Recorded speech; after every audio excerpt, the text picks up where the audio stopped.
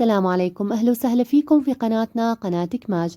وصفتنا لليوم هي الفريكة المفلفلة بالدجاج. رح أحضرها معاكم وهي من الوصفات الغنية والمفيدة والشهية بنفس الوقت.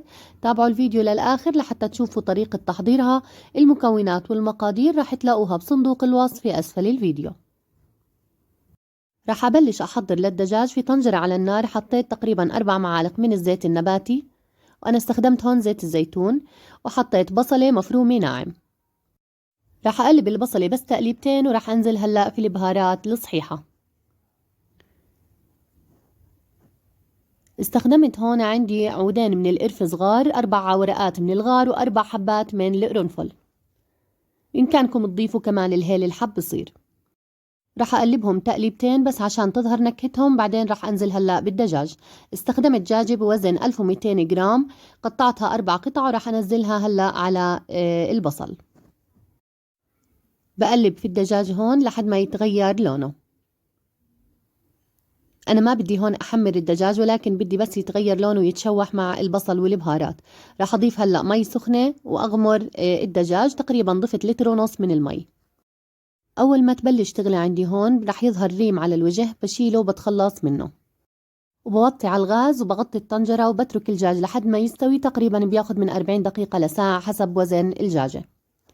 هلا راح احضر للفريكة. استخدمت هون تقريبا 700 جرام من الفريكة، ولازم استخدم طبعا فريكة خشنة، ما بصير طبعا استخدم الفريكة الناعمة.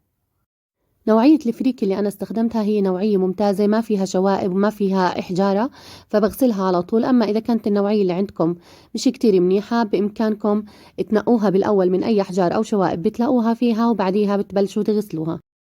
الفريكة أنا ما بنقعها زي الرز، بس بغسلها أكثر من مرة، تقريبا من 3 ل4 مرات، لحد ما أتخلص من المي السوداء اللي بتكون تطلع منها، وحتى تصير المي تقريبا صافية منها، وعلى طول ببلش أستخدمها.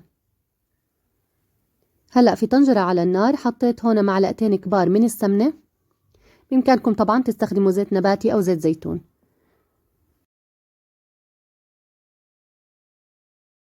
هلأ راح أنزل ببصلة مفرومة ناعم،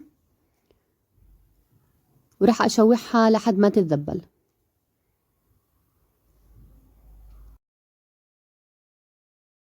وهلأ راح أنزل بالفريكة اللي صفيتها منيح من المي. راح أقلبها هلأ لمدة دقيقة بالسمنة اللي نزلتها، وهاي النقطة طبعا مهمة عشان تتغلف كل حبات الفريكة بالسمنة اللي نزلتها. هلأ راح أضيف البهارات. عندي هون معلقة كبيرة من الملح، معلقة صغيرة من القرفة، معلقة كبيرة من البهارات مشكلة، معلقة صغيرة من الفلفل الأسود، ومعلقة صغيرة من الكمون. بإمكانكم تضيفوا البهارات اللي انتم بتحبوها، بس الكمون والقرفة كتير بيلبقوا مع الفريكة. رح أقلبهم بس تقليبتين عشان يتمازجوا مع بعض. رح أنزل هلأ بشوربة الدجاج. طبعا لازم أصفيها قبل ما أنزلها. تقريبا كل كوب من الفريكة بحتاج لكوب وربع من مرقة الدجاج أو المي. ورح أتركها طبعا على نار عالية لحد ما تغلى غلوتين، وبعديها رح أوطي النار على الآخر وأغطي الطنجرة وأتركها لحد ما تستوي. تقريبا بتاخد ثلث ساعة.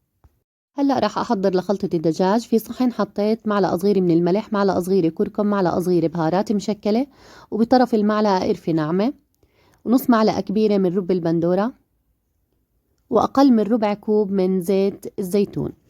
بإمكانكم طبعا استبداله بالزيت النباتي. رح أخلطهم كتير منيح مع بعض، ورح أدهنهم هلأ على الدجاج. بدهن الدجاج من الجهتين، ورح أحمره على الشواية.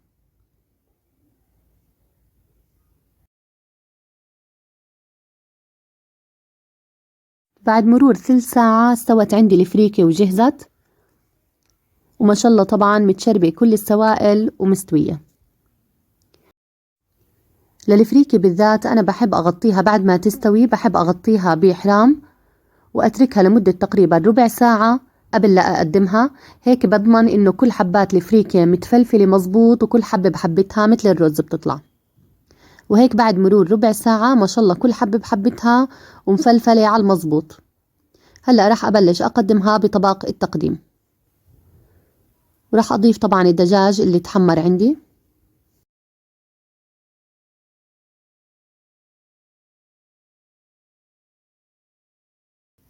وبتزينوه بالطريقة اللي بتحبوها. أنا حبيت أضيف لوز مقلي. ممكن نقدمها كمان جنب اللبن أو السلطة. وهيك وصفتنا صارت جاهزة. بتمنى الوصفة تعجبكم، بتمنى تجربوها وتكتبوا لنا بالتعليقات شو رأيكم فيها ومن أي بلد عم بتتابعونا.